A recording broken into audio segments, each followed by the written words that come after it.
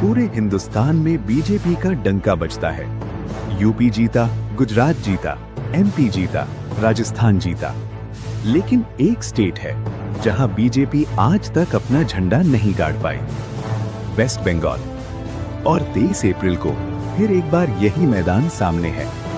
आज हम जानेंगे आखिर बीजेपी को बंगाल जीतना इतना मुश्किल क्यों पड़ता है। पहले समझते हैं बंगाल का पॉलिटिकल इतिहास।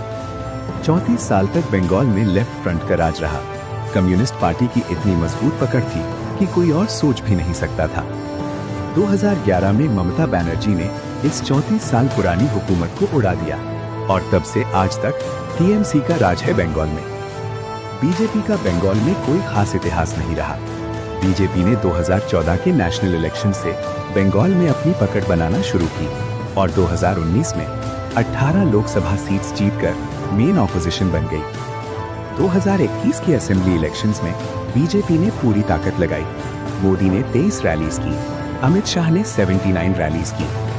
52 यूनियन कैबिनेट मिनिस्टर्स और 17 सीनियर बीजेपी लीडर्स बंगाल में कैंपेन के लिए आए।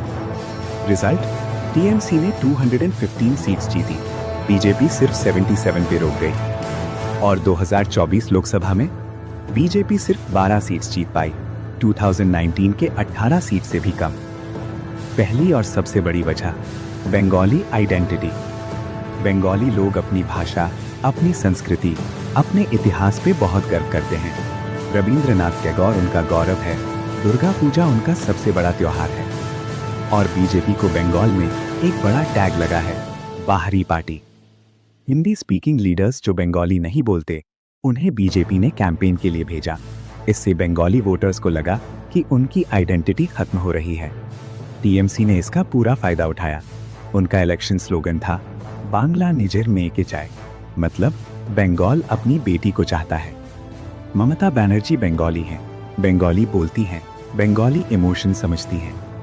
बीजेपी के पास बंगाल में कोई ऐसा स्ट्रॉन्ग लोकल चेहरा नहीं जो बंगाली वोटर को अपना लगे। दूसरी बड़ी वजह, डेमोग्राफिक्स। वेस्ट बंगाल में लगभग 2 करोड़ 50 लाख मुस्लिम्स हैं, जो स्टेट की 27% पॉपुलेशन है। ये पूरा वोट बैंक टीएमसी के साथ खड़ा है, क्योंकि बीजेपी की हिंदू नेशनलिस्ट इमेज इन्हें दूर करती है। मतलब शुरू से ही बीजेपी को 27% वोटर्स मिलने की कोई उम्मीद नहीं। और ये सिर्फ मुस्लिम वोटर्स की बात नहीं, बंगाल के कई हिंदू वोटर्स भी बीजेपी को बाहरी समझते हैं और ममता को अपना मानते हैं। तीसरी वजह, और ये सबसे लेटेस्ट और शॉकिंग है, बीजेपी इतनी डेस्परेट थी बंगाल जीतने के लिए कि उन्होंने एक नया रास्ता अपनाया। इलेक्शन कमीशन ने सिर्फ स्पेशल इंटेंसिव रिवीजन कराया और इसका रिजल्ट, वेस्ट बंगाल की वोटर लिस्ट से 90 लाख से ज्यादा नाम डिलीट कर दिए गए, जो पूरे इलेक्टोरेट का 12% है। इनमें से 27 लाख वोटर सिर्फ इसलिए डिलीट हुए क्योंकि उनके डॉक्यूमेंट्स में नाम की स्पेलिंग अलग थी, जैसे दीपक और दीपक। एनालिसिस में सामने आया कि सबसे ज्यादा डिलीशंस उन डिस्ट्रिक्ट्स में हुई जहां मुस्लिम वोटर्स ज्यादा है।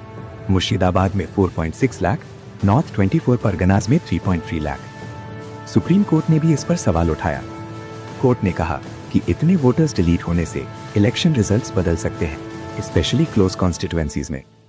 लेकिन फिर भी एक्सपर्ट्स कहते हैं बीजेपी के लिए बंगाल जीतना बहुत मुश्किल है।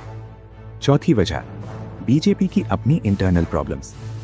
कई टीएमसी लीडर्स बीजेपी में आए, लेकिन जब उनके केसेस क्लियर हुए वापस टीएमसी में चले गए।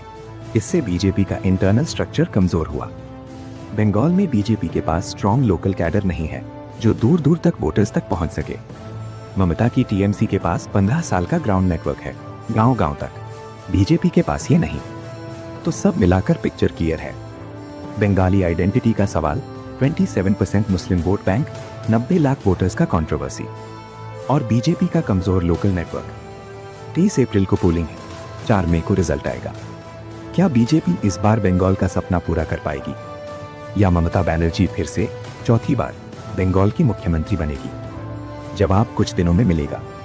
लेकिन जो फैक्ट्स हैं वो बीजेपी के लिए मुश्किलों की लंबी कहानी सुनाते हैं। ये थी आज की डॉक्यूमेंट्री सृजन पे। सब्सक्राइब करें, बेल आइकन दबाना मत भूलें। अगली डॉक्यूमेंट्री में मिलते हैं।